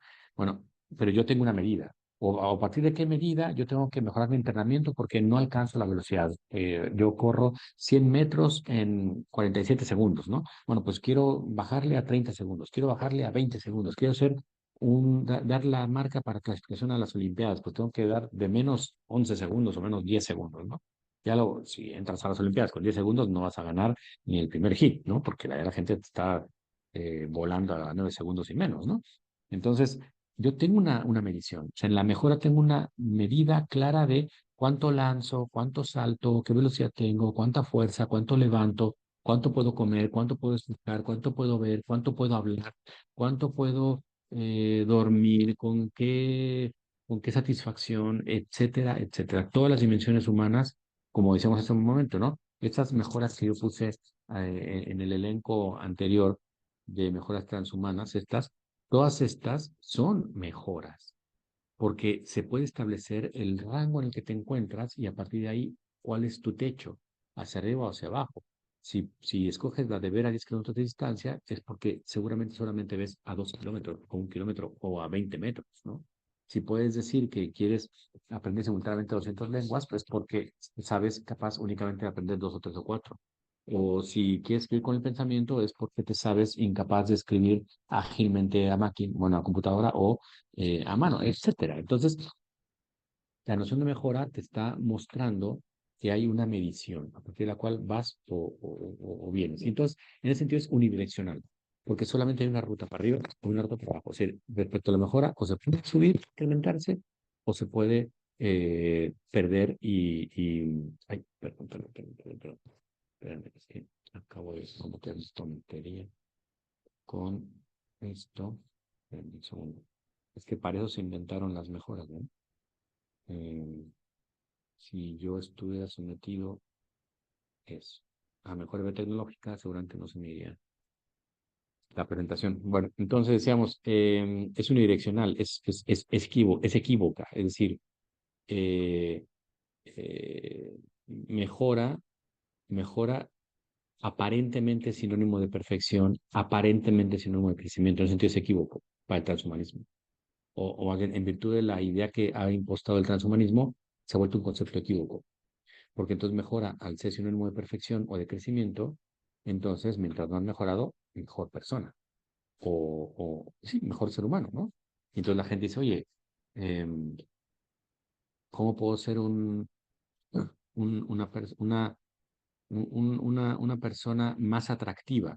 Pues te pones prótesis aquí, allá y allá, ¿no? Entonces te modificas la cara, te modificas el cuerpo, te modificas tal y tal y tal.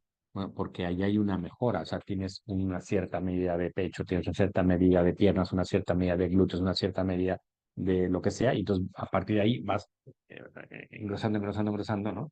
Entonces, y eso aparentemente te hace como preferible, ¿no?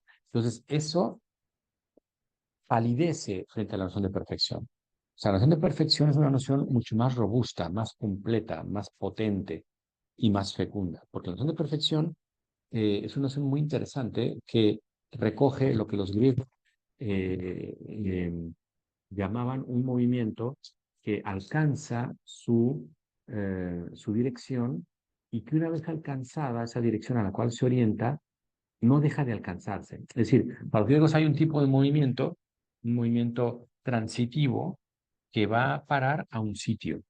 Entonces, cuando yo voy caminando hacia una puerta, voy hacia esa puerta y al llegar a la puerta ya llegué. No voy a seguir llegando a la puerta, ¿no? Cuando yo lanzo una piedra hacia el jardín, pues esa piedra va a ir a parar al jardín y una vez que llega al jardín ya no sigue indefinidamente la concepción griega, ¿no? Porque eso tiene una explicación física que no tengo en cuenta el pensamiento griego, pero bueno, el caso es que va a parar al jardín, ya no sigue yendo al jardín.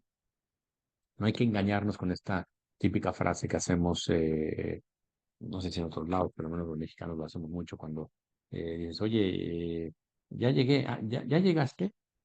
Yo que ya llegué, o sea, no, vengo viniendo todavía, vengo en la esquina. Obviamente no, o sea, ya llegué. O sea, porque me pregunta si ya llegaste, si es evidente, o sea, ya llegué, ya terminé mi camino, ya no sigo yendo, ya no sigo yendo hacia allá.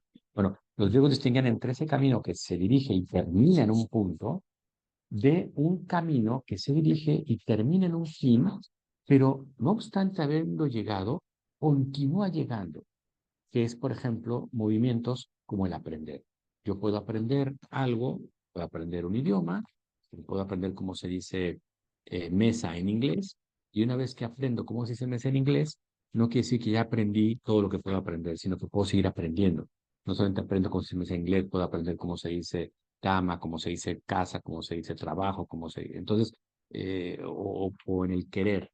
No porque yo haya querido una persona, y no, pues ya se me agotó, ya se me agotó mi reserva de querer. Ven dentro de 15 días porque ya no tengo más, ¿no? O sea, eso no es planteable. O sea, son acciones que se ejercen, se buscan, se consiguen y se siguen consiguiendo, que son las acciones que se conocen bajo la jerga filosófica como praxis, ¿no?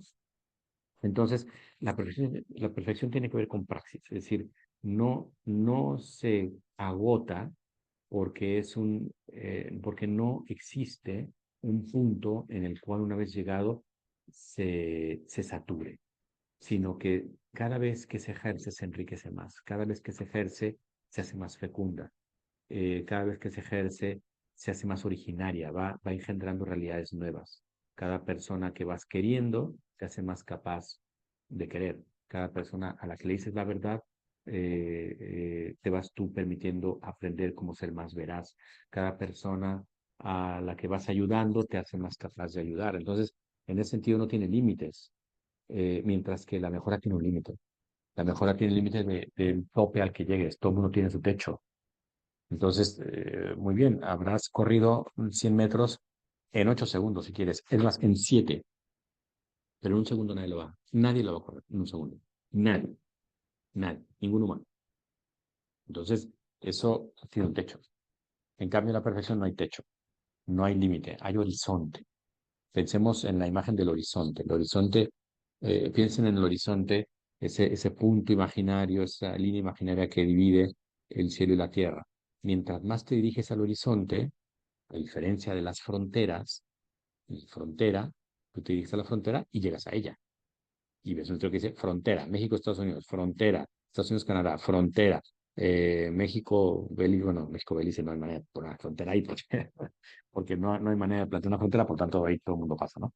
Pero las fronteras, la noción de frontera, es eso, un límite que una vez llegado a él, ya se sabe que respetarlo ya se es otra realidad. En el horizonte no. Tú vas hacia el horizonte y mientras más te acercas al horizonte, se presenta el horizonte más amplio y te presenta más realidades conectadas contigo y con el entorno.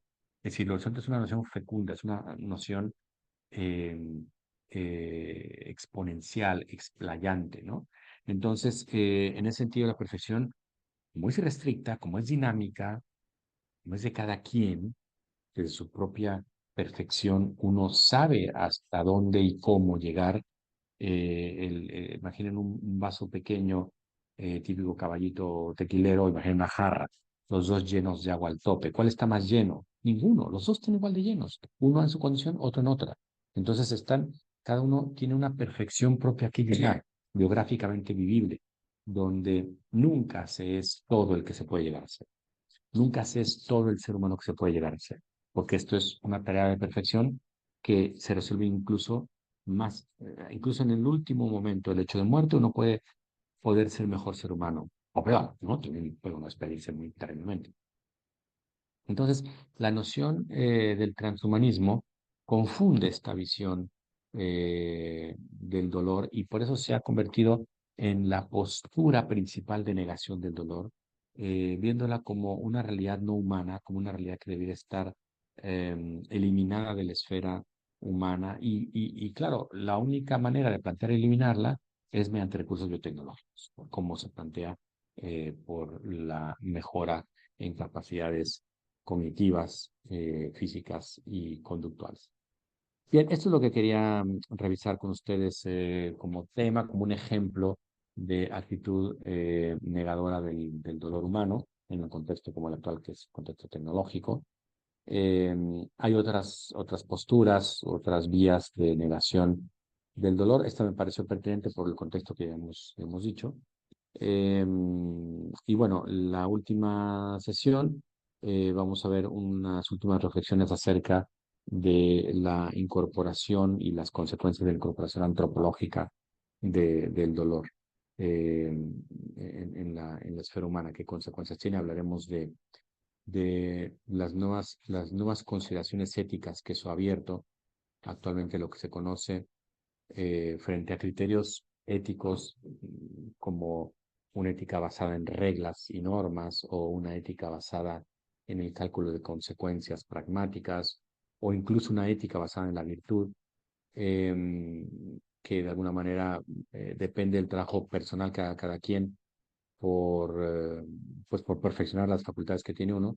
Se han alzado otros desarrollos éticos contemporáneos, por ejemplo, que se conoce como la ética del cuidado, que, que abordaremos, o la ética relacional, que se conoce también, que es establecer el carácter intrínsecamente relacional del ser humano, por lo cual en principio nadie debería sernos ajeno. Pero bueno, eso lo tocaremos y eso tiene una directa relación con el dolor. Lo tocaremos en la última clase el jueves, me parece el jueves.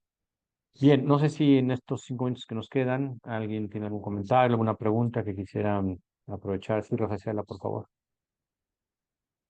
Hola, doctor, buenas noches. ¿Qué tal? Gracias. Quería preguntarle si para el transhumanismo tiene quizás de fondo una finalidad de cambiar, por ejemplo, la moralidad, hablando de la moralidad existente hasta este momento, porque quizás la moralidad puede incluso trabar un poco pretensiones, por ejemplo, acerca de clonación humana, acerca de criogenia o acerca de ciertas modificaciones genéticas. Por ejemplo, hablamos desde el punto de vista social, ¿no? Un psicópata, un sociópata, desde el punto de vista social decimos, si es un asesino quizás en potencia, si hacemos una modificación genética, pues quizás podamos prevenir que esa persona asesine, ¿no? Hablando desde el punto de vista de una justificación quizás pues social, ¿no? Que pretenda pues finalmente eso, pero aunque haga todos los cambios que pretenda hacer, pues lo que no ha logrado es evitar la muerte, ¿no? Seguimos sufriendo de dolor y la muerte pues no se ha evitado. Y bueno, la última parte es un comentario, no sé si estamos cruzándome las ideas, pero no sé si el transhumanismo toma ideas de Nietzsche acerca de pues del superhombre, que en su momento Nietzsche no tenía la tecnología y el hombre se superaba a sí mismo, ¿no? Pero ahora con la tecnología, pues puede ayudar al hombre a hacer esa superación. Muchas gracias. A ver, buenísima pregunta, muy, muy pertinente y el comentario también. A ver, yo creo que voy a tomar unos 5 minutos más del tiempo, también para dar espacio a otras preguntas que hay. A ver, hay dos maneras de relacionar el tema ético con el transhumanismo. Uno es que, en efecto, como bien se dice, no hemos logrado paliar el dolor, no hemos podido quitar la enfermedad, la muerte, etcétera. Pero el argumento de ellos es que no se ha logrado porque no los han dejado, porque hay unas restricciones bioéticas que impiden la investigación sobre seres humanos. Y lo que habría que hacer en primer lugar, dice el transhumanista, es quitar todo tipo de regulaciones que me impidan a mí experimentar en seres humanos, porque de esa manera no me permiten entregarle al ser humano del futuro unas condiciones mucho mejores que al ser humano del presente. Entonces estoy condicionando, estoy condenando al ser humano del futuro a tener las mismas taras físicas, emocionales, conductuales que tiene el ser humano actual porque me están impidiendo experimentar sobre seres humanos, ¿no? Entonces, un poquito por ese lado, digamos, el criterio de acción. Y luego, por otro lado, sí está contemplado modificar la conducta ética con la mejora conductual. De hecho, hay una parte fundamental de este texto que les he comentado del mejoramiento humano, que sacaron Boston y otro autor, donde se habla de la mejora moral, es decir, qué tipo de conductas preferiríamos los seres humanos que tuvieran todos los seres humanos, como esto de la generosidad, la empatía, la veracidad, la franqueza. Entonces, plantean un elenco de conductas y luego la esperanza sería buscar la bioquímica cerebral que generara esas conductas de manera estable, ¿no? En efecto, sí, la idea sería programar la conducta humana también. Respecto a las fuentes culturales, sí, hay algo puede rastrearse del superhombre de Nietzsche, pero fundamentalmente quizá el transhumanismo tiene un antecesor más potente que es el gnosticismo. En el gnosticismo de la transición del pensamiento helenista, de herencia griega con el mundo cristiano, se enfrentó a, a la novedad que era el mensaje judio-cristiano y a ser interpretado bajo las claves de que contaba el mundo helenista. Entonces, no se sabía bien a bien cómo interpretar este mensaje disruptivo del cristianismo y se le quiso reducir a una explicación eh, simbólica de algunos entendidos que conocían bien, según ellos, como el clave de interpretación de la realidad, eh, que ya venían con algunas, heredando algunas de las tesis del pitagorismo y de lo que se conocía como escuelas herméticas. Entonces el gnosticismo planteaba que al final había diferentes tipos de valoraciones sobre el cuerpo, ¿no? Una valoración, una dimensión corpórea que merecía una valoración negativa, es decir, el cuerpo en realidad merecía una valoración negativa, de la cual había que desprenderse, porque el dolor, la enfermedad, la muerte, lo sensible, lo precario, tenía uno que deshacerse de ello entre prácticas místicas o de prácticas ascéticas y arribar a una serie de estados como más elevados, donde el ser humano puede entrar en dimensiones no tan corpóreas, ¿no? El paradigma de eso habría sido Cristo, ¿no? Que habría sido como el intermedio entre la divinidad y el ser humano, era una especie de eón intermedio, se llamaba el misticismo. Bueno, un poco de esas ideas abreva el transhumanismo, es decir, hay que eliminar la dimensión corpórea por precaria, por insuficiente, por negativa, y modificarla a un estado, en este caso también corpóreo, pero de perfección, de plenitud, física medible, etcétera. Más que en Nietzsche, que también hay el asunto del superhombre un poco detrás, los autores más bien han destacado la herencia o los presupuestos gnósticos que gravitan en la propuesta transhumanista, ¿no? Bien, así Claudia, por favor. Sí, muchas gracias. Ha estado muy interesante todo este tema. Y más bien, mi pregunta era, un poco el transhumanismo parte de la negación o de la aceptación, o sea, no, como que no ubico si es como un poco negar el dolor y todo lo negativo y buscar la perfección, negando, o sea, no parte de la aceptación, o sea, parte de la aceptación o de la negación, o sea, el objetivo final es la negación para la perfección o la aceptación para la perfección, no sé si me explico. Sí, sí, a ver, es importante como remarcar el transhumanismo, el punto de partida del transhumanismo es la negación del dolor, ¿no? Entonces, como el dolor no se le acoge, porque ellos piensan de alguna manera que acoger el dolor es resignarse al dolor. Entonces, como resignarnos sería un argumento solamente válido cuando no existen los recursos biotecnológicos, ahora que existen, nadie tendrá que resignarse a ningún tipo de precariedad ni vulnerabilidad, Ujú. entonces el dolor hay que exterminarlo. Y ahora hay las herramientas para exterminarlo mediante la incursión de la biotecnología en las dimensiones que hemos dicho, ¿no? Cognitiva, conductual y biológica, funcional. Entonces, es como el típico ejemplo de una actitud contemporánea de negación del dolor, ¿no? De no acogimiento. Por lo tanto, sería un derrotismo seguir manteniendo las prohibiciones para experimentar en humanos que nos permitieran avanzar a eliminar el dolor, no a mitigarlo, sino a eliminarlo definitivamente de la esfera humana. Y esto no sería contraproducente porque, bueno, no sé si estoy hablando ya de otra área, ¿no? Por ejemplo, sé que hay algunas prácticas budistas en las que tienen la visión del dolor como, como una señal, ¿no? O sea, nos quiere decir algo. Entonces, ¿de qué manera podemos abordar el dolor para, o sea, no sé cómo decirlo, o sea, al ponerle atención, al final se termina resolviendo, o sea, al escuchar eso que nos quiere decir nuestro cuerpo con el dolor o lo que sea, al final se termina sanando porque le das ese espacio eh, para, para sanar esa necesidad que está buscando cubrir con esa llamada de atención por medio del dolor. No sé si Sí, me explico con esto. sí, hay muchas propuestas dentro de la esfera de acogimiento del dolor. Hay muchas propuestas eh,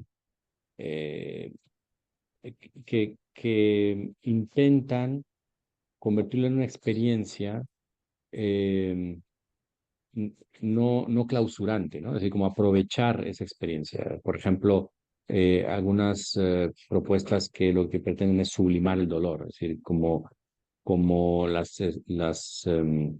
escuelas de pensamiento que toman del dolor una especie de acicate, ¿no? Y lo convierten en una especie de motivación para superar, para ir más allá, etcétera. Otras como en el cristianismo que se convierte en una dimensión de participación eh, en la Divina. redención. Es Ujú. decir, hay como diferentes actitudes de acogimiento de orden religioso, en el laico, ¿no? Más de introspección, más ascéticas, más, o sea, hay como diferentes niveles o diferentes, más que niveles, diferentes vías o rutas que coinciden en el acogimiento, es decir, reconocerlo como una dimensión humana y es un poco la respuesta frente al transhumanismo, es decir, la idea es establecer e insistir en que eliminarla de la esfera humana es eliminar al humano mismo. O sea, es por eso no es poca cosa que el transhumanismo no sea la última etapa. O sea, ellos dicen, transhumanismo sería esa primera etapa en la que los beneficios de la biotecnología se pueden incorporar al ser humano, pero luego vendría una segunda etapa donde el ser humano desaparecerá como lo conocemos hoy y ya estaría completamente modificado, ¿no? Y eso ya sería el posthumanismo, es decir, haber sustituido la humanidad actual por una humanidad futura que no conocemos actualmente y que la gran ventaja sería que no tenemos que esperarnos evolutivamente a que apareciera, sino que la podríamos nosotros crear con los elementos de la tecnología. Por lo tanto, la podemos diseñar y tener muy claro qué tipo de ser humano, con qué condiciones, aunque la generación actual no la vea y mil generaciones más no lo vean, pero generar un ser humano, el ser humano diferente del futuro, ¿no?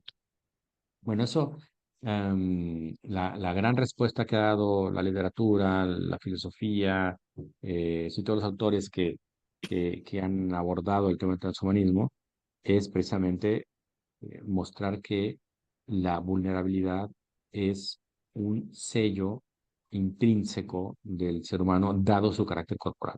Porque el carácter corporal es el carácter temporal, precario, biográfico, y no hay un ser humano que no sea temporal, por lo tanto no hay un ser humano que no sea biográfico y por tanto que no sea precario y por tanto doliente, ¿no? Entonces, es más bien reinsistir en la dimensión humana del dolor que no se confunda con una especie de insistencia cuasi estoica de vivir sí o sí algo que podría quitarse de enfrente, que no tiene ningún propósito de estar sufriendo inútilmente, ¿no? Entonces es un poco aclarar por qué la ruta hacia el dolor que podemos mitigar y muchas veces eliminar, porque la ruta no es la negación de la condición doliente humana, sino más bien el acogimiento de la condición doliente humana, como una parte importante de la esfera que nos define.